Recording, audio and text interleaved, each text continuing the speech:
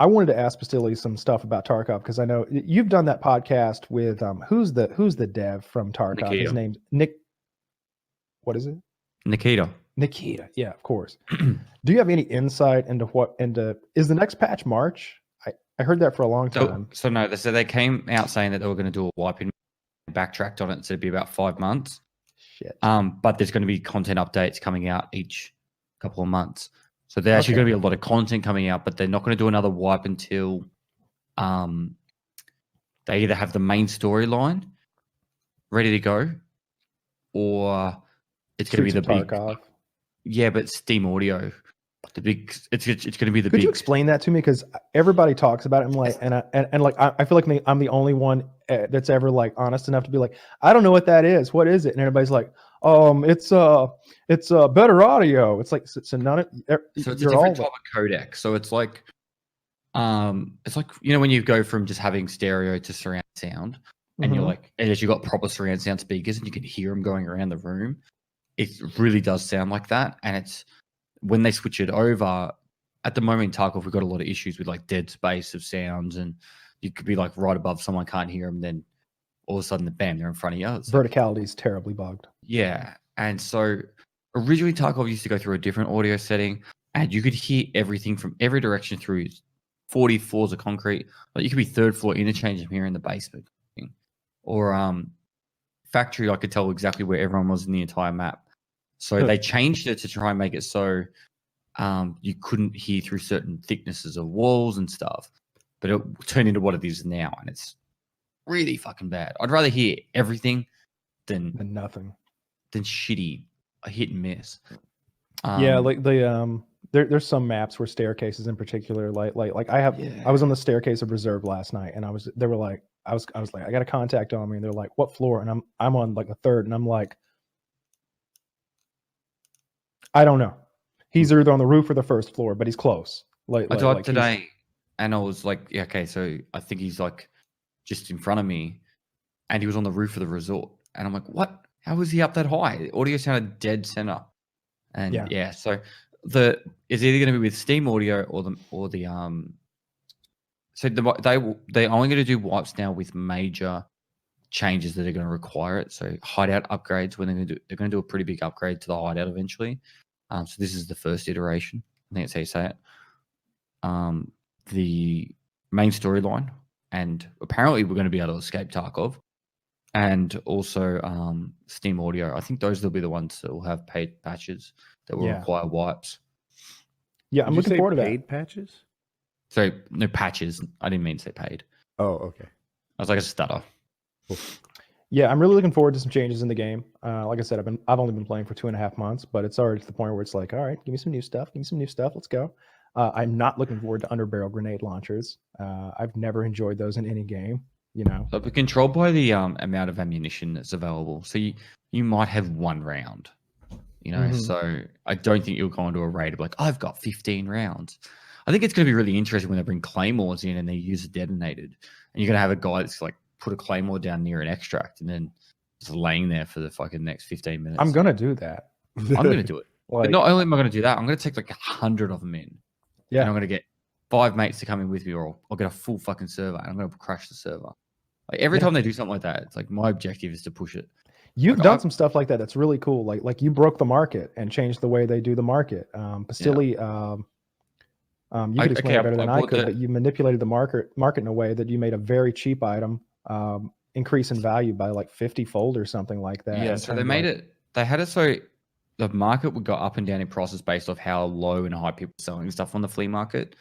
So I got 100 million rubles, and I gave it all out to my community in good faith.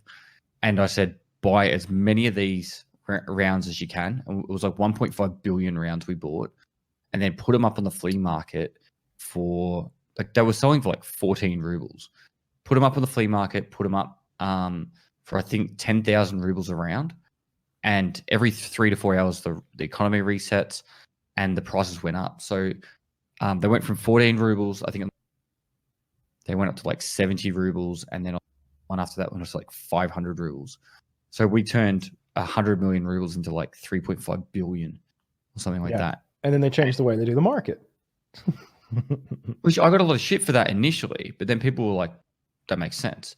And I've done a lot of things that piss people off, but at the same time, it's to test it out, because that's what I know. It's in a testing phase, which is loose, really, because it's more of a game phase at the moment. But you're the first to do a lot of things, I think. Like weren't you got the first Kappa container? Is that right? Yeah, but that was given to me.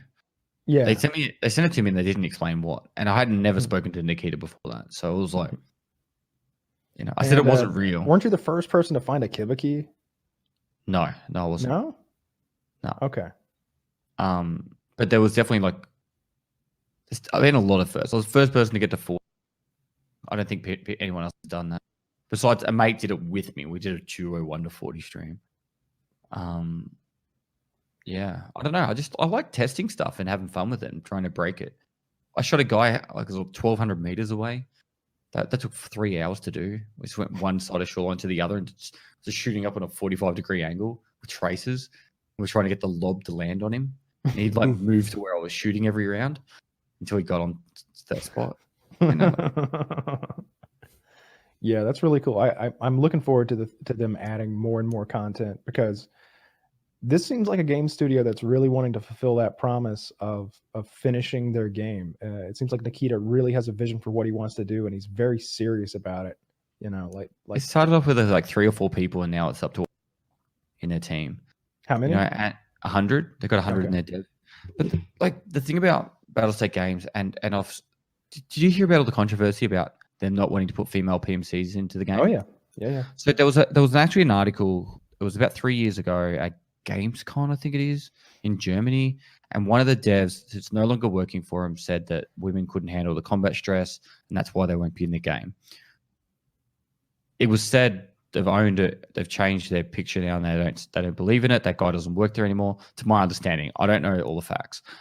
The thing is, end of the day, if Battlestate Games doesn't want to have female playable characters, they shouldn't have female playable characters.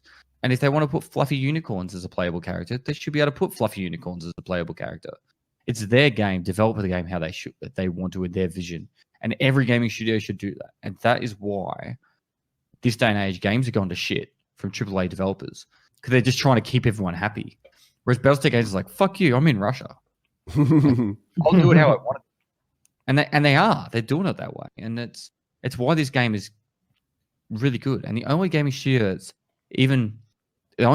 better than Battlestate Games, in my opinion, is GGG from New Zealand, who make Path of Exile. And they're very active with their community, and they're making an amazing game. What would get you to switch from Tarkov?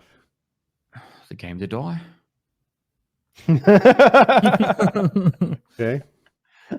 Either that or I got sick of it. But honestly, like, I'd go to Path of Exile if the game died. I'd go play Path of Exile. I love that game.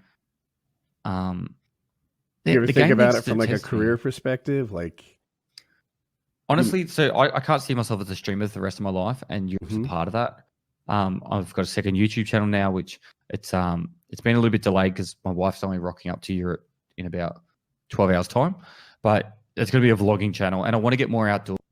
I want to go do fishing, four-wheel driving, random outdoor stuff. I don't want to be in front of a computer every single day. I want to get outside, and that's what that channel's for. So this year we're going to show people the fun stuff we can get up to, and then next year, if it all goes to plan, I'll cut back to like maybe 4 days a week streaming. 3 days I'll be out of the house, living life, doing fun things. Be interesting to see how that goes. Yeah, like ideally, they love everything you do and make, and you get to live your version of a best life, and we come along.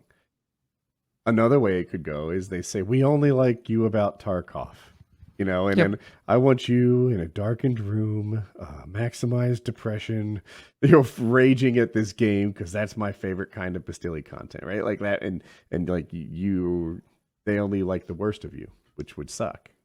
So the way I see that is, if I'm smart with my money now, if you're smart with your money now, if I'm smart with my money now, it won't be an issue, right? So we'll get it. I'm going to buy another house at the end of the year. I've already got one house that's paying itself off with rent, and at the end of the year, we want to buy a nice house, and then hopefully next year goes well as well. And by that stage, I'll have some money saved and all that with with how successful I am at Twitch at the moment, like it's a considerable amount of money. I can get a couple of houses under my belt, have them rented out, and then hopefully that's enough to, I could go back to holding 1,000 subs or 500 subs. That's still enough to live if the houses are paying themselves off, or even better yet, they're paid off. Supplementing the lifestyle. Right. As long as Tarkov doesn't die overnight, I can't see me having any issues. Like Battlestate games would have to go. Yeah, exactly. But Battlestate games would have to do something really fucked up. Like I'm talking really fucked up to kill their game. Who's the guy that plays Sea of Thieves a lot? Summit was. Summit is who I'm thinking of, right? He's been playing Tarkov. He plays Grand Theft Auto. Have you seen the Summit Effect? It's a YouTube video. I may have. Go ahead, please tell me. I reckon this is where your head's coming to it. So he was playing a lot of H1Z1, PUBG, and then Fortnite came out and he fucking hated Fortnite. And he was very vocal about it to the point where he was actually getting quite depressed. He took some time off streaming and he came back and he said, fuck it. I don't care if I sit on 5,000 viewers. I'm going to play what I find fun. Right? Because, when these people are on 20,000 plus subs, they're on like multiple $1 million a year. So it's hard to give that away to just do what you find fun. He came back, played Sea of Thieves, and initially it was a bit slow, but then they saw how much fun he was having. He made that game very successful with one of their expansions that came out, and he's absolutely killing it now on Twitch. Is one of the most enjoyable people to watch because he just plays what he finds fun now. That to me is the catbird seat. I don't know if that works in Australia, but that's the position that you want to be in. Yep. And it's look, I'm no expert, but it seems like it's not the position you're in today. It's something you'd have to go work for. Yeah, I think, but that's the dream for every content creator, and it's very hard to get to. It's like, particularly to be like, let's say top tier, like we're talking top 50 streamers, to be able to do that, it's very, very hard to do. I think Dr. Disrespect is close. It'd probably have to be a shooter, probably. He has to be a shooter. He can't go full variety. Carnage is there. He's the guy that did 2,000 days straight as a streamer. He got married, had like 2-3 kids, streamed every single day. Obviously not full streams every day, but now he holds 8 to 20,000 viewers. I don't know his sub count, but I'm pretty sure it's over 10,000. It's like 15,000. He has no issues for money for the rest of his life. Like he's smart with money. He's a bit older as well. There's not many people that can do it. And I think this day it's so hard to break out on Twitch. For me, it's easy to focus on one game like Tarkov. I'm very passionate about the game. I love it. I can play it every day. But eventually the game will die. And eventually I'll get sick of the game as well. So when that happens, we need to be able to... I'm hoping my community will be strong enough that you'll still support the livelihood. And if not, my wife will hopefully go back to work. Right. Yeah, I think Tarkov's going to have a much longer life span than most games because it's so different. It takes all the great things from whatever shooter, name one, from whether it's Counter-Strike or Call of Duty, and when it adds the economy and the leveling system and the tasks and the teamwork and the fact that you're losing this stuff, when you lose it, you need high highs and low lows to keep people coming back. That's what addiction's made out of. All addictions. I mean, even the best drug addictions, high highs, low lows. I worded to people like Tarkov because people go, like, oh, how do you get the enjoyment from the game? And I said to people, I was like, when you first play Tarkov, like you kill one player. It doesn't even have to be geared. You're like, fuck yeah, this is the best day ever. And then eventually you'll kill like 1 or 2 players or 3 or 4. To the point where it's like, for me now, it's like in 3 months, like the last 3 months, I killed like one game where I killed 9 players, right? And for me, that was like the fucking highest day of my last 3 months, right? Yeah. It's very similar to like sex. The first time you have like sex, it's like missionary. Yeah, first time you kill someone. It's like nervous. You don't know what's going to happen. But then you're killing 9 and getting off the whole time. So it's like, yeah. So it's like the first time you just like, it's very missionary. It's like simple, but now it's like you got to get choked out. You have to fucking get hit in the back of the head just to enjoy it. So it can get that way with Tarkov sometimes. But for me, I always just try and do something different to enjoy it. That was the first time I killed Glukar and like all of his boys all by myself. I was just like, this is incredible. And then literally the very next game, I did it again, and I'm just like, all right, I've arrived.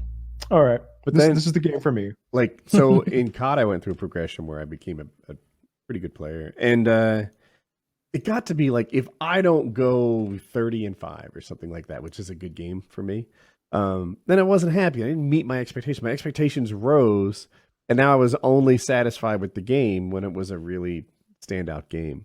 That must happen to you in Tarkov, you know? Like, so we put handicaps on ourselves now, so we only go in a certain gun or that's how we get it. Like me personally, I get my enjoyment is I actually deliberately don't go fully geared all the time now.